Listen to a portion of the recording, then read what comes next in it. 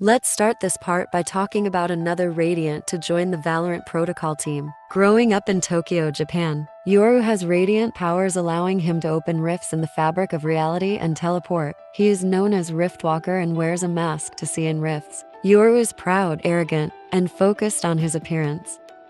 Yoru's abilities involve dimensional manipulation, and he can store items and traverse into another dimension. He leaves pieces of himself behind while using his abilities.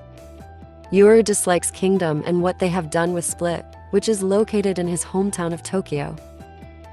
Yoru's story begins with his fascination with his ancient samurai ancestors. He is on a quest to uncover their secrets, which are closely tied to the discovery of a Japanese warship outside of IceBox. Yoru broke into IceBox, and from one of the suits of armor being studied, he stole a mask filled with radianite that made him able to activate dimensional drift. That made the Valorant Protocol notice him, and then they ended up recruiting him.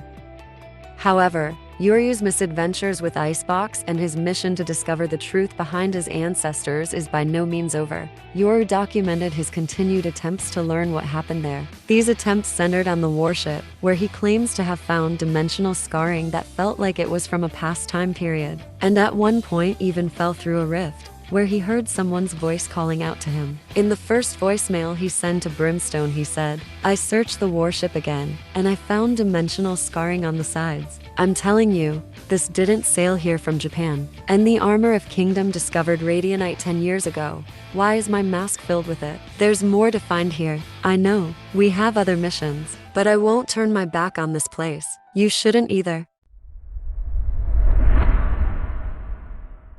After a few days, Omega Earth launched an attack on Alpha Earth, sending 3 agents now, Omega Viper and Omega Jet and Omega Cypher, to IceBox, where they planted a spike and defending it. I thought you knew this place.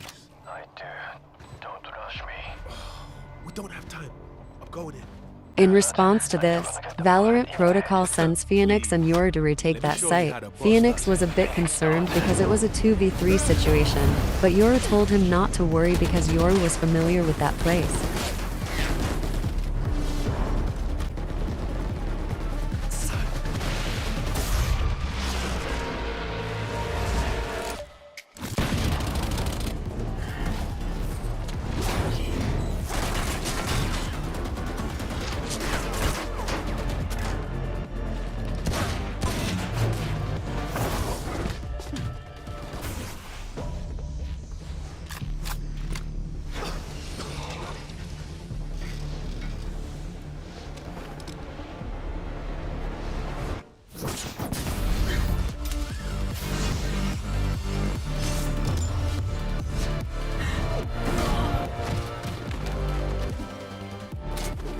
This cinematic has very little lore, being primarily gameplay focused.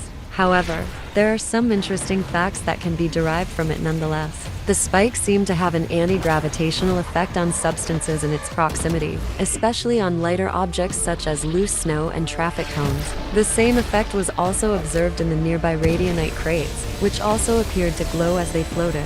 The most notable of these effects was how the spike created its own field on entering its second stage. It enveloped a large region around in it with a mysterious blue barrier, in which the spike's other effects seems to be concentrated. Finally, the countdown timer for the spike is also shorter. It could also be that Killjoy upgraded the spike to detonate faster. Another notable thing in the Retake cinematic was the first time that we saw agents die in combat. For some time, it was ambiguous whether these deaths were permanent, which meant that Omega Jet, Omega Viper, and Omega Cypher were dead forever and would never come back. It was later confirmed they were resurrected by Sage and they returned to Omega Earth.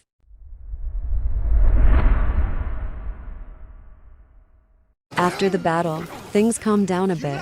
We all know that Omega Earth and Alpha Earth always fighting. But that's not true in some cases. There was a facility called the Everett Linde facility, or as known as Fracture. Fracture is a map set in an abandoned Kingdom research facility located near Diablo Canyon, New Mexico. It was the site of development of a radian collider, meant for advanced study of radianite particles. Uniquely, The activities that took place here were done through cooperation of the kingdoms of both Alpha Earth and Omega Earth. Two of the most important scientists in the facility were Oran Makanev and Ruben Pontes. Not only scientists were cooperating from both Earths, but even Agent Vincent Fabrin, or as known as Chamber, who was the only agent from Alpha Earth who made a deal with his counterpart from Omega Earth.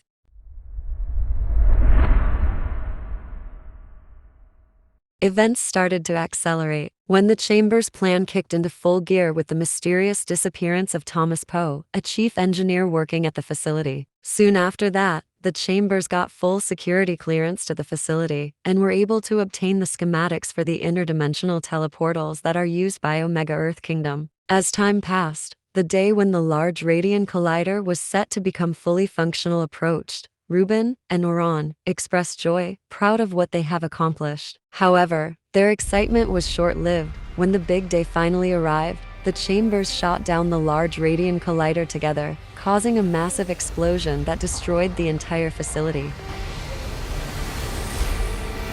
Incredible that something so small can create such opportunity.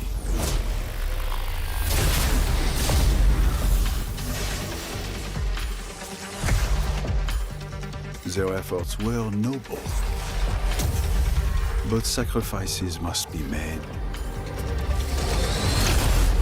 Ah, such a pity.